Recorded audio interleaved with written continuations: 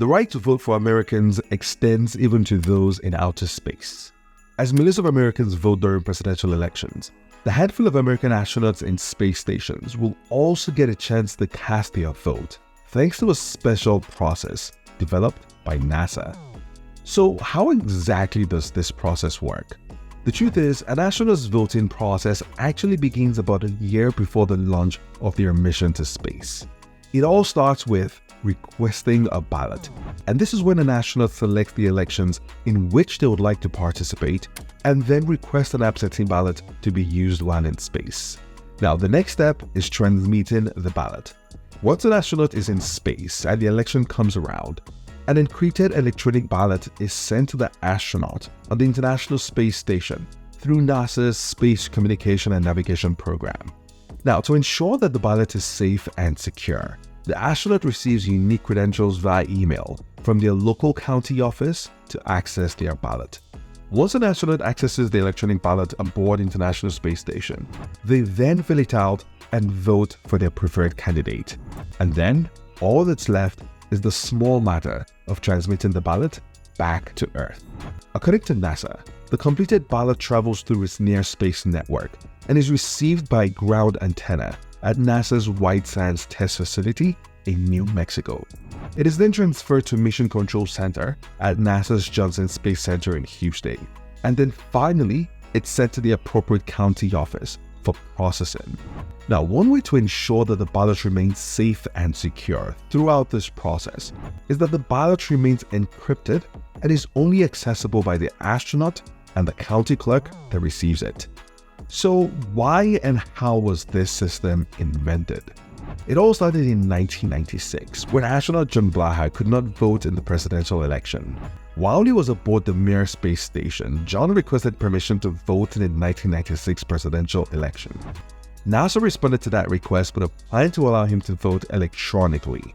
But this plan was stopped by the Secretary of State of Texas at the time, who pointed out that the state did not have any provisions for electronic voting. Now, this essentially amounted to denying an American the right to vote. And so by the next year, Texas Governor George W. Bush signed a bill that allowed astronauts to vote electronically. Now, one quick obvious question to ask here is, why is all of this happening in Texas? Well, the answer is simple. While NASA is headquartered in Washington, D.C., the Johnson Space Center, where all human spaceflight training, research, and flight control are conducted from, is based in Texas, which puts the astronauts' voting process under the state's jurisdiction. Now, with the law in place, NASA moved forward with developing the electronic voting system for astronauts. But even though the system was created due to an astronaut's request to vote in a presidential election, it was designed to actually work for various types of elections, from congressional to statewide and even local elections. In fact, the first astronaut to vote from space using this system was David Wolf, who voted in Houston's 1997 local elections from space while he was aboard the Mir space station. But of course, presidential elections are the biggest. So let's take a look at how voting for this election has played out in space. In 2004, Lyra Chow became the first American to cast a vote in the presidential elections from space while he was aboard the International Space Station. And since then, American astronauts on board the International Space Station have voted in every single US presidential election, except in 2012, when the two astronauts voted early.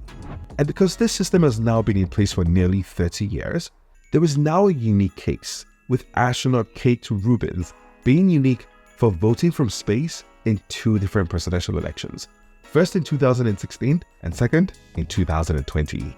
But whether you're on Earth or in space, elections still have rules, which is why astronauts are required to cast their ballots by 7 p.m. Central Time on election day for their votes to count.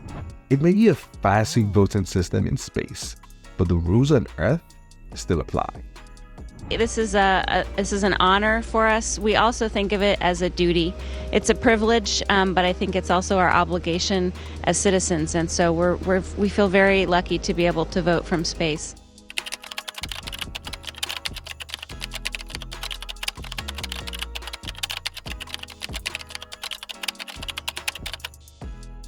That's it for today. Thanks for watching. If you enjoyed this, then do give the video a thumbs up and don't forget to subscribe as well. And before you go, check out other cool videos on this channel, starting with this one right here.